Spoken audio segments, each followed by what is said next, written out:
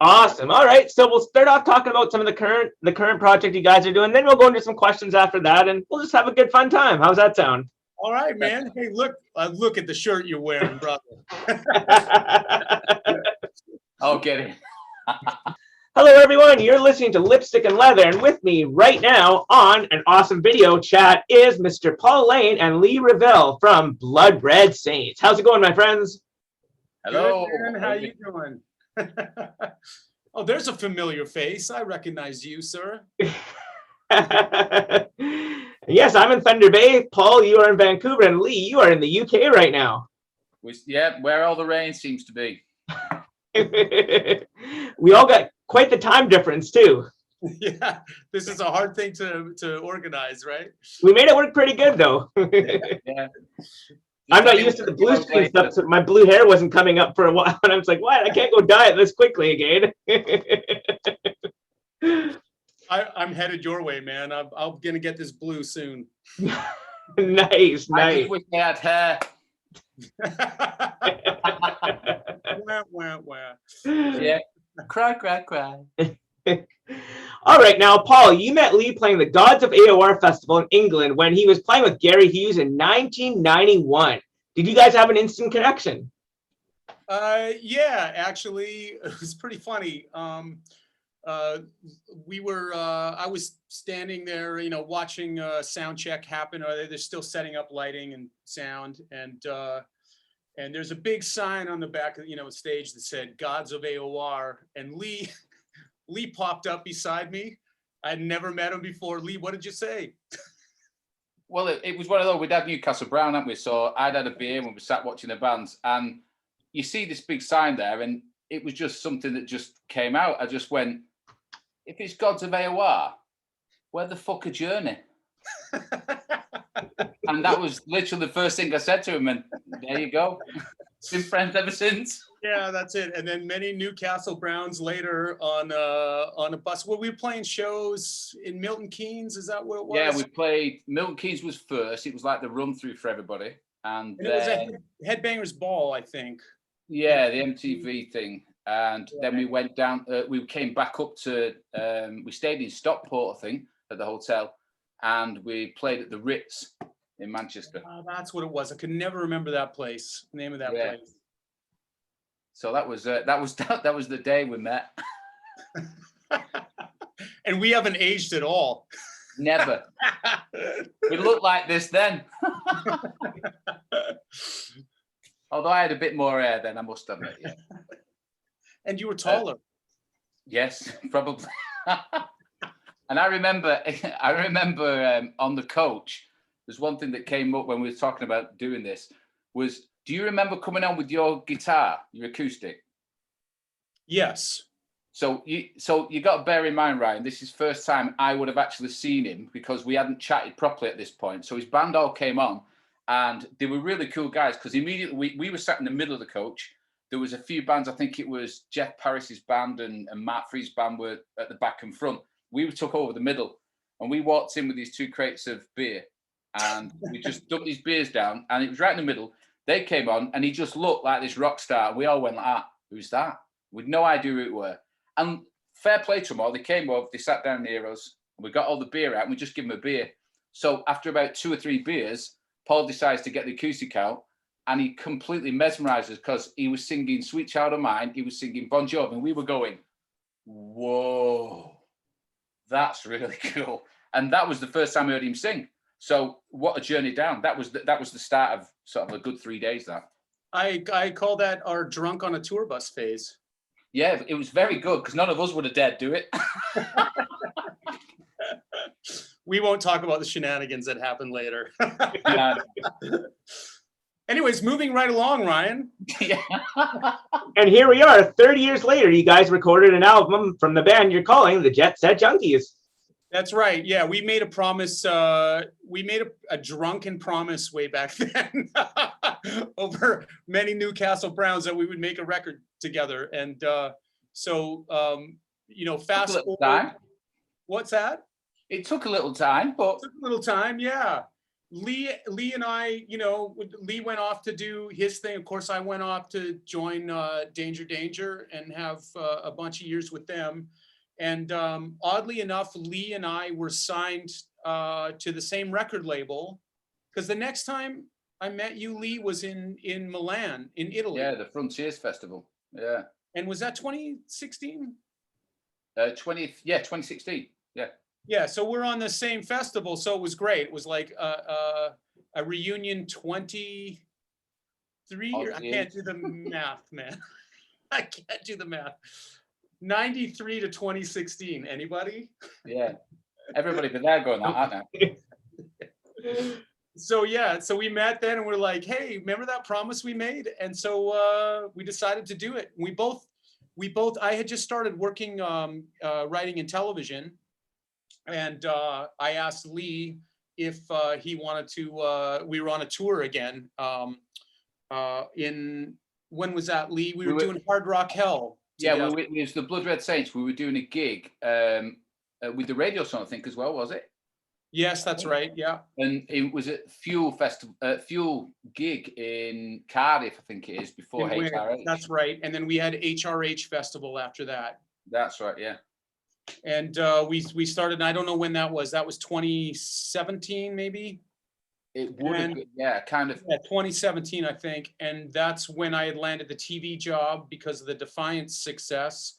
And I asked Lee, hey, man, we should probably do this together. So we did. And through the whole composing for film and television, we started writing songs again and started talking like, hey, man, we should maybe like put some of these things aside and talk about doing that album. So that started kind of in the middle of our television film journey. So that's led us to this date. This is where we are now. First single, nearly. Very, very cool. Now, will Light It Up be the first single in video? Yeah, so we got to figure out it. That's the first single. We're just gonna call it Up, and because Jet Set Junkies, we're gonna kind of incorporate all this, old Jet stuff into it. Anyways, at least whoever's doing our artwork is doing that. So yeah, we're going to figure out how we can shoot a video in all apart, because the rest of the band Lee is putting together in Manchester, England. We're going to base this band completely out of the UK, just simply because, look, most of my touring life is overseas. So it makes more sense to do it out of there, and access is a lot more rock festivals for us to play over there and do that. So that's we're going to figure out how to make a video, which shouldn't be too hard in this day and age. And it is. Yeah, the video will be coming out after the single release though. And we're thinking around June 25th, 26th, the single will come out. Yeah. Very, very cool. Now, you guys were just talking about putting the band together. Of course, you would need a live drummer and bassist who looks like are going to be out of the UK. Now, would you maybe do one-offs, festivals, something maybe along those lines closer down the road?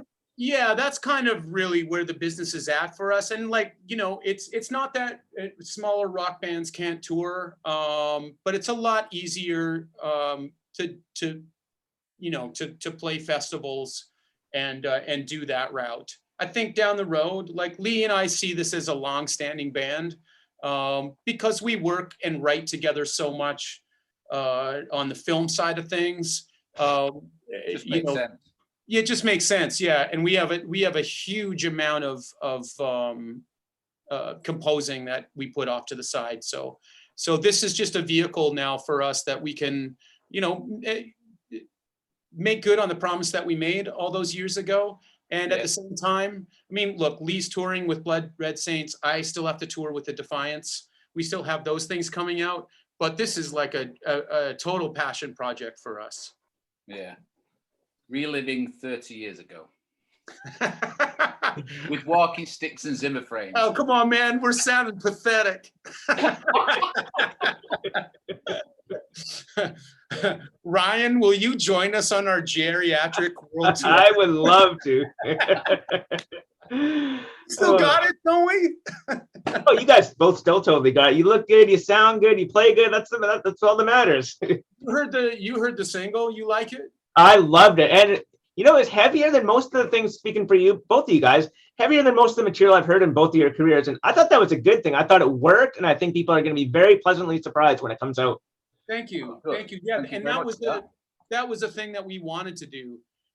We all, like said, the Defiance, I have to write a certain way. Lee's got to write a certain way. Those are certain entities. But when we decided to do the Jet Set Junkies, we were like, come on, man, it's got to be heavy. It's got to be heavier.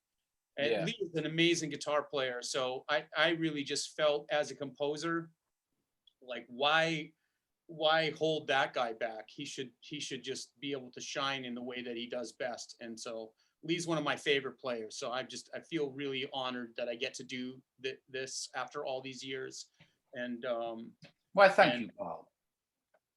What's that, Lee? Why, thank you. The check's in the post. Yeah, okay, all right. You owe me money, right? Yeah, definitely. Yeah, man. So good feelings all around. It's nice to keep a promise and make it happen. So Yeah, this is a nice thing for our friendship and for our musical relationship as well.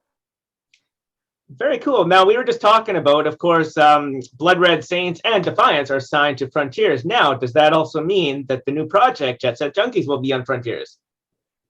Look, we haven't even approached them about it. I think my biggest thing always, even with my deal with Frontiers, is I never want anyone looking over my shoulder. I only took a record deal with Frontiers because they allowed that to happen. They trusted me enough to say, okay, well, hand in the record.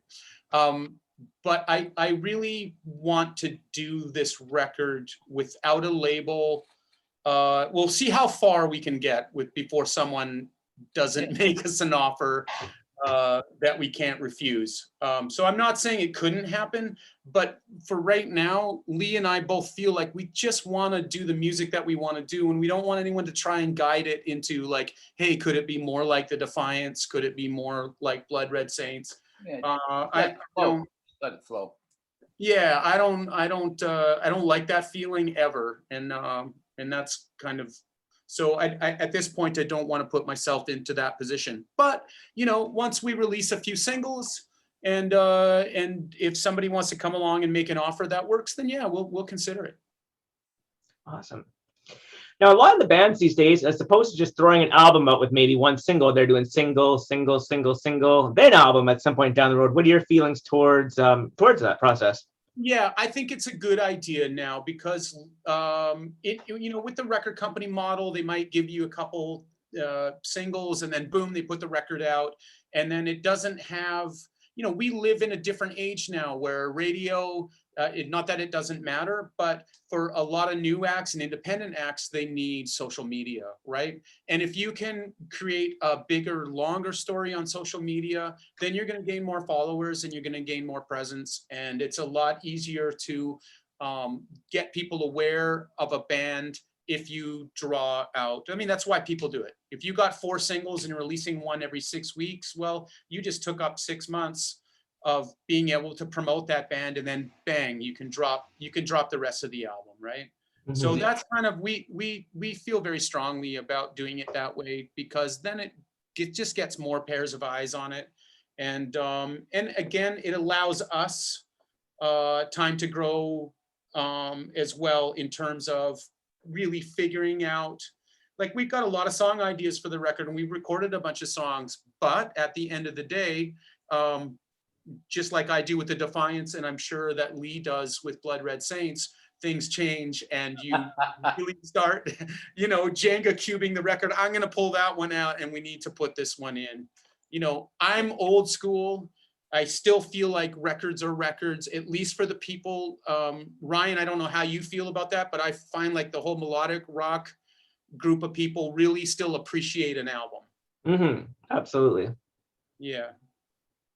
Yeah, you can take bits. You can take bits of one song, and you may be sat there going, like, for instance, if you've got a great guitarist, sometimes a guitarist doesn't just make the song, and you end up with a bit of a half-ass sort of pre-chorus and then you get the chorus and it's just like, oh no, but what's still the best bit? The guitar riff at the start. Well, that ain't a good song. So you got to then go, okay, we'll take that out. And 9 times out of 10, that riff probably never gets used again because then you're right. Lee, you and I had this experience just like the other week. Lee was like, dude, check out this industrial metal thing I'm writing for, whatever, Ink Masters or some tattoo show for television. I'm like, that's not going in television, dude. We're stealing that. That's going on. And then it's like, oh, damn it. Back to the drawing board for the TV show. So, yeah, it's that's why I mean about going with the flow. We have to, if you go with the flow, you just write a bit more honest, I think so. It's funny how this stuff works out. Now, we were just talking about vinyl. Now, cassettes are kind of sort of making a comeback. Heck, I know bands are even putting their stuff out on 8-track sometimes these days. What formats would you like the album to be released on? Yeah, I would love it to be. I'd love it to be on vinyl, but I will tell you this, Ryan. 8-track is bananas. Yes. I feel like the 8-track thing is just a little too hipster. The day that our record comes out on 8-track, I'm wearing flannel and growing a beard. All right, I'm gonna have a part-time job as a barista. Yeah, vinyl. Yeah, definitely. But I love vinyl. I think vinyl is like, what's cool about vinyl is, for those people, who have a nostalgic, and I'm one of them. I have massive amount of vinyl. It's really kind of fun, and a lot of young people buy vinyl. Remember when HMV? We've got a local one in our store it's called Wax and Beans, and we're only a little town, but it's called Wax and Beans, and you can go in and get a coffee, and you go in and you can buy albums, and it's really cool because so many people are going in buying vinyl. So just imagine that. That doesn't sound British at all. No, it's really fun, man. I'm stepping out to Wax and Beans. Yeah, that's it. But I tell you what, it's a really cool shop. So a lot of people are actually finding that they want in vinyl again. So it's interesting. It's just that it's hard to try and do it if you're doing it yourself because the cost of setting it up. But you got a record company, you've got a chance to do it. It'd be cool to have it actually on a vinyl. Yeah. Well, look, if there's anything in the industry that's showing that that's true, look, Frontiers does releases on vinyls, right? Yeah. Absolutely. And they sell out. So obviously there's enough people out there. And it's a nice way to make extra money too. A nice thing for the fans as well. Because vinyl is not cheap. I think a lot of people don't realize how much vinyl costs to produce though. It is very, very expensive. For a band that's releasing a record out on vinyl, I mean, if like Canada, for instance, that's a $4,000 bill to run 500. Right? Copies. So no doubt. Now I'm definitely looking forward to the shirts for sure. Maybe it'll be even that cover back there. Yeah. We got a guy, our pal from back in the days when I had Dark Horse, a guy named Simon Alley will be taking care of that. We've Lee, you had a pal in Manchester, is that correct? Logo? Yeah. Steve Kenny designed the logo sort of thing and helped us out with that, which he's done a brilliant job. Chuffed to bits with what he's done. But so, Ryan, we'll make sure you get the first shirt. Very cool. Very cool. Hey man, you wore the Paul Laine stick it in your ear shirt. I gotta give you the first one of these. Yeah, Ryan, I must admit that was a good bribery technique there. I do like that. I'll put thank you. Junkies back here, and I'll put this on so I get the T-shirt. Right. Only Ryan and I have a past you don't know about. Oh,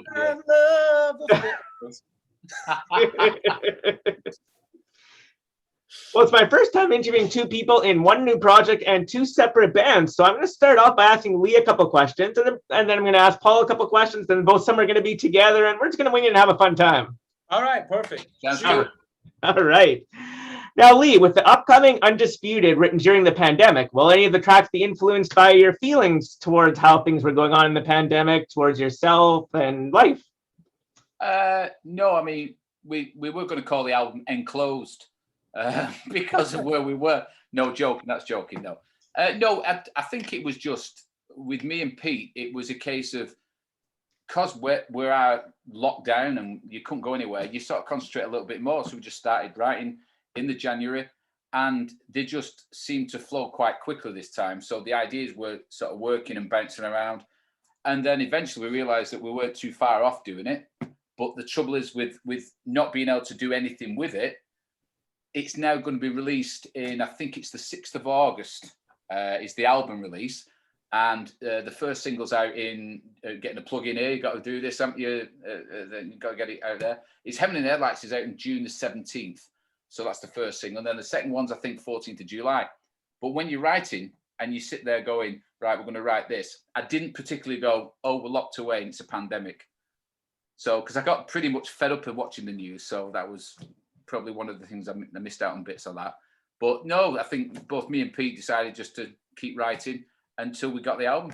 So it was pretty much done and dusted, but not really influenced by the pandemic as such. Okay, gotcha. Now, how did you get involved playing with Gary Hughes? Well, that's a story. It was literally many years ago, and I can still remember, there's a local rock band that was, a rock club, in Manchester called the Banshee. Fantastic club, really good. Used to go there from the age of 18. And I literally walked in the club. And as I walked in the club, the DJ's going, any potential guitar players who think they want to look for a band or looking for a band or something like that, he said, basically, there's a guy that's looking for, he's hiring. So I was like, oh. So a few songs later, I went up, got his number. The very next day, made a bit of a phone call. And I think I went down for one interview, had a bit of a chat with him, then had a jam. And then basically, I got a phone call saying, all right, you've got it. Now, I don't know whether it was 20 odd guitarists, so there was just me. But it's one of those, I got the job, and that was literally how I met. So that would be, I can't even remember, be 90 odd, I think, just before, about 2 or 3 years before the Gods of AOR. So I basically met him because he lived in Sale and I lived in the other side of Manchester. And that was pretty much done and dusted. So I walked in a rock club and got a number that wasn't a female, and then ended up joining the band. So were you in Salty Dog before or after? When did that happen? Say again, sir. Did you play in Salty Dog as well? Oh yeah, that was after. So I was I think I'd just finished. I wasn't sure what year it was, but the local pub landlord was actually Jimmy Bleacher's brother, Joe, who's a really good friend of mine now, isn't he? And he took the pub over, and it was literally, Jimmy was coming over here to stay. We just got talking, did a few tunes, went in the studio. We recorded Redemption's song and some other new stuff, like the Bob Marley track. And we just jammed a few tracks and did a few gigs. And so we ended up putting that together before he ended up going back over to Ohio. So that was a cool year and a half. So he had some stories. No doubt about that. Now, you guys have done some super, super killer covers. I Want It That Way, Unchain the Night, Does It Feel Like Love? Would you guys ever consider recording a full-on cover album or cover EP? I don't. That was one thing that throughout the pandemic was sort of to keep things ticking over. One of the reasons that me and Pete started to sort of like do these is you just keep people interested in the band. You know, you just keep out there saying, by the way, we're still alive and we're still playing whilst we were writing. So we did the Unchain the Night. I've always wanted to do that cover, so we did that. Pete, we did the Bon Jovi one, and I think we actually had another 2 or 3 that we haven't finished yet. So I think the one we enjoy doing is Working for the Weekend. We do that. That's in the live set. But the others, I don't think they'll be going in the live set. I think they'll just be something you can shove on YouTube and watch. So we did have 2 others. I can't think what they were. But we just got to a point where we were so concentrated on the album that they sort of got put to the back of the queue. Very cool. Do you still stay in touch with the Salty Dog guys? I say hello to Joe. Jimmy I've not spoke to for a few years, but he's apparently doing okay. And he was last time I spoke, he was producing bands over there. So he's doing a bit of producing and stuff. But Joe, I speak to Joe occasionally on Facebook. The way to talk to people nowadays. So yeah, that's about it. Very cool. Now, how did you get the track Kicking Up the Dust that was played on the Speedway World Cup at the National Speedway Stadium in 2016? Well, that was literally all to do with Pete. He got a very good connection with the guys at Bellevue in Manchester, which is the Speedway guys. And to cut a long story, to get the story right, Pete would probably tell this a lot better, is they picked up on the song, and then they saw the album, and they saw it was about Freddie Vendetti, the Speedway guy, who we'd made up. We completely made him up. And this guy was a really cool guy. He had magazines and stuff like that. And basically, the connection with the Bellevue is this guy in America wrote some magazines, and he saw it, and he couldn't find it anywhere. Well, he wouldn't, because it wasn't real. So he got in touch with Pete, and then got a contact with Pete. And I think through that, another few contacts, he ended up having to go down to Bellevue, and then they said they wanted to play it at the stadium. So that was how that came about, and he went down helping out, and eventually they sort of, I think it's now shut. I think it's I don't know if it's closed down, but they spent a lot of money on it. I thought it would become a very good venue for live bands as well as motor racing. So very neat. Now, Eric Martin of Mr. Big, of course, loved the Blood Red Saints debut album. Did you ever get your chance to meet Eric at some festival or some point in life? No, not yet. No, it was nice that I think the statement that he sent to Pete, or he posted, was, if you stay with a voice like that, if you stay on that side of the pond, I'll stay on this side of the pond. So it'd be nice to sort of catch up with him and say, do you remember saying it? You know, or writing it down. So no, I've never met him. I'd like to, though. Nice guy. Very cool. Great singer. Definitely a great singer. Now, the Speedway album, I felt, had an 80s vibe, while the follow-up, Love, Hate, Conspiracies, had a more modern feel, kind of reflecting on personal experiences. What do you feel about this topic? Yeah, I think it's one of those things you do. We made a conscious effort when we sat down, Pete and I, to turn around and go, look, let's see if we can make this huge jump to make it totally different, and let's go right over here. What we thought was miles of jumping ended up being about a few millimeters, really. But it was so different. We were trying to be a little bit heavier, a little bit more, a bit different, a bit more sort of using different modern techniques and stuff, and putting bits in that you would probably not put in a melodic rock album. So it kind of was where we thought it would be. It ended up not being. So, and some people liked it, some people didn't. And I get it, because it was totally jumping away from Speedway. Whereas I think Love, Hate, Conspiracies is the one that I prefer. If you ask me which one would you prefer, is closer than Pulse. So the next one was even more, a little bit heavier. But I think Love, Hate, Conspiracies, I love the album, but I think it was because it's a little bit different, but it wasn't as different as we thought it would be. For sure. All right, now on to Paul. The first Defiance CD got lots of praise from fans and critics alike. Now, when this project was formed, was the success suspected a little bit, or did some of it come as a surprise? It all came as a surprise. To be honest, when Bruno and I decided to make the record, it basically came about because Frontiers kept offering me a solo deal. As soon as I started doing Dark Horse and got back on the radar, they started calling me, will you make a solo record? Will you make a solo record? So about, 4 years in a row of saying no, I just was not into it at the time. They contacted Bruno. I guess people figured out that we had been really close friends all these years. And they asked Bruno, would you make a record with Paul Laine, and convince him to make a record? So Bruno and I thought, no one's going to care about this. Let's just have fun, like making a record. And we had so much fun. We wrote like 35 songs in that first summer when we recorded the album, and we liked it. Let's just make a record for us. And we did a deal with Frontiers again, where we said, look, we don't want anyone looking over our shoulders, so we don't want just keep advance money in escrow. And if you don't like we'll hand in the whole record, and that way no money's ever left hands. And if you like it, cool. We totally and I'm not being modest. We thought, because we kind of blurred the lines between modern rock and with a nod to the past. And we thought, well, maybe this is a little too different from Frontiers. They're probably going to tell us, forget it. And so the record came out, and all of a sudden, I don't know, it's like my life started again back in the music business. And so it was very, very surprising to me. It was very surprising to Bruno. And I can't believe that we're still here, and we're working on a third album. Like we thought even after the first record, well, they're probably not going to ask us to do another one, and yet they did. So very, very cool.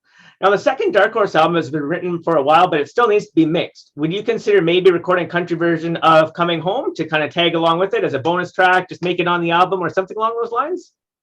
I never thought about that, but I would do that. I would do that. I might just do it for you. I mean, after all. That's a good idea, actually. That's a really good, because that song is really quite like a country song, isn't it? Mm-hmm. Yeah, it's a good idea. All right. Now, you've done a ton of original compositions for films, TV, etc. Could you ever think of releasing them, including the tracks that you've written, of course, with Lee and Andrew Oy?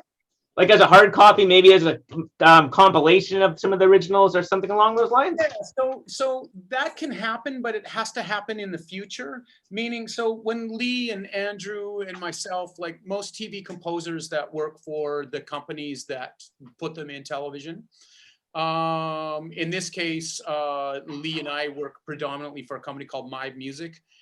They have a 3-year contract with those songs. So for 3 years, we could not release that as an album. But probably what will happen is when the songs are done being used, because songs only have a certain life. Mm-hmm. Right, and so that's why it's it's a little compelling that it's only 3 years. We can then, if we decide to take those songs out of the library and not have them in television anymore, then we can release them. And I would be totally into doing that if Lee, it's particularly with Lee, if Lee was interested in doing that. I mean, look, yeah. Lee writes 1 million songs for television without me. And I write a bunch of songs for television without him as well. We both work separately, but every time that we can come together on a brief that we get, then we jump at the chance to work together. Could do an album of Southern Gothic. Yeah, like we write so many, Ryan, we write so many different kinds of music. I mean, a lot of rock stuff, but rock stuff of a different genre, like Southern Gothic, do that. We do things called like garage rock stuff that you would see like on Pawn Stars and Counting Cars and all that kind of like American Pickers kind of thing. EDM even. Right, yeah, I write a ton of EDM stuff, which is odd. I didn't even know that I could write that. And then, you get asked and you try, and then, you learn a new skill, and yeah, there you go. I'm sure the rock fans will hate that I write dance music every now and then, but you know what? I got to pay my rent. Now, you have an awesome unfinished ballad called, I believe it's called Bring You Back to Me. Did you finish it yet? Oh, wow. Did I send that to you? No, I wish. Oh, I was right. I played it. No, I haven't finished it. That's right. I posted that on Facebook because I found it. And, but to be honest, Ryan, I have probably 50 of those kind of tracks, and more. So I will finish. That one had an overwhelming response, and I was like, okay, one day when I get a day off. Hey, Lee, when are you going to get a day off? What's one of them? Yeah, maybe next October, right? As soon as TV dies down and we have a break. Yeah, no, I'm gonna finish up that track probably this fall. Right now, I'm in the middle of writing I'm in the middle of writing Jet Set Junkies stuff with Lee. I have a Defiance record to hand in this year. I'm writing the new Cassidy Paris record. I've been writing for Wicked Smile. And what else do I have? The Summer of '88 soundtrack deal that we're doing with Netflix, Crucial Music with Andrew Oy. So I'm drowning in responsibility at the moment. Ryan, if you've got a couple of extra days that you can find, invent them and just pass them to Paul, you probably have a couple of days in the week. Yeah, Ryan, you could make a new Canadian holiday, right? Sure. Like Lipstick and Leather Day. That would be a terrific day. That would be an awesome day, right? Right? That's a really good idea. I know. Now, you just brought up Summer of '88. Now you're going to be doing the soundtrack all pretty much yourself, I believe, and releasing it like as an original soundtrack, kind of separate, kind of from the film, like hard copies and things like that, something like that. So what it is that we managed to do a deal with Crucial, who supplies a lot of the music for Netflix. Not all the music, but they do a lot of Netflix series. So there's been a lot of like 80s flashback series on Netflix happening lately, like with Cobra Kai, Stranger Things. There's a ton of even like regular shows that have to flash back to a certain amount of time. So Andrew and I had been writing a bunch of music for other companies that requested that style of music, and so we came up with this idea of, well, why would we not? Because the songs are really cool, and I happen to like that era of music, and the idea to me was compelling that we could, since we're writing the music anyway, if we could get permission and a non-exclusive deal to make an 80s soundtrack for Netflix series, then we should do that, and then that way. We have this soundtrack that's getting put in all these different series, and we have the ability to release that to the public. Like, for example, we just had a song in Ragnarok, right, in the new season of Ragnarok, but we have no rights to that. We did a deal on that song, as a lot of companies want. We did a deal with BMG for a group of songs of that genre. And now we have no way to release that, and we never will be able to release that song. So this was also part of the reason why we decided to do it, because it's nice to have control over it. Of course. Second of all, like even guys like yourself, and I get a ton of letters on Facebook. Please, can I buy this somewhere? Well, it sucks to say no, you can't. So thank you, Crucial Music. Thank you, Netflix, that this is being allowed to happen. And no one's really done that before, so I think maybe we're going to create another avenue for other composers to maybe consider going down, where you're making money both from film and television, and also being able to sell it as a release. We live in a different world now. I don't have to tell you. Spotify and YouTube and the model has changed. So you have to create revenue streams where you can. Of course. Now, Stick It In Your Ear was the last vinyl released on Warner. There was talks, of course, of it being released, but of course the pandemic happened. Now, would 2022 maybe have a picture disc release and maybe feature the other 2 album covers by Sam Arno? Like a couple different versions maybe released. Oh, yes. We were all set to go. I had done a deal with Standard Vinyl to get the record pressed, and that was February of 2020, right? Yeah, because it was that would have been the 30th anniversary, and then March. I wanted to have it in time for try and get the same release date, and then I put a stop to it because COVID happened. And I was like, I don't even know if I'm going to be able to ship this. And I don't want to take people's money, because people were like, writing me going, I'll hand over the money right now. Please let me pre-buy this, right? So I made just a moral decision. It's like, I don't want to hold on to people's money. I want to wait till people can pay for it and just get it. And I'm glad that I did. So yes, I think I'm gonna wait now until next year, because that sort of seems to make sense. I'm too busy to deal with overseeing it. And what I'm going to do is I'm going to release the original album first, the original album cover. And I have 2 other covers by Van Arno, very, very famous artist out of San Francisco. And if the Stick It, limited release sells, and if there's interest for people to get the different, I'll do a release of the next cover. And so I'll probably, to be honest, Ryan, I really don't know how many people out there are fans of that album. I am. Yeah, like I go all over the world and I meet people, but that doesn't, and I meet a lot of people all over the place that have the record. That doesn't necessarily mean that it's going to, transfer into sales of a new vinyl. But if it happens, I'll be super excited, because I would love to do like matching vinyl with the Stick It album is going to be green, right?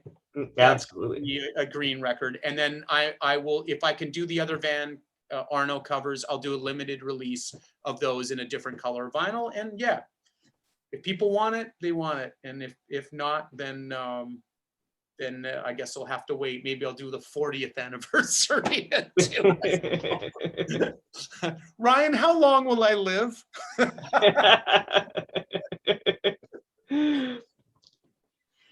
Now, the awesome movie Days of Thunder, you wrote the track Riding on the Wind, which unfortunately never made the soundtrack. Could you re-record a version of it or something? Because I don't know anybody who's heard that track, including me, but I know, boy, would I love to. Yeah. Oh, that's so funny. How do you know that? Yeah, I've often thought about recording it. But the last time I thought about it was quite a few years ago. Now that you brought it up, let's just see how many messages I get in my inbox.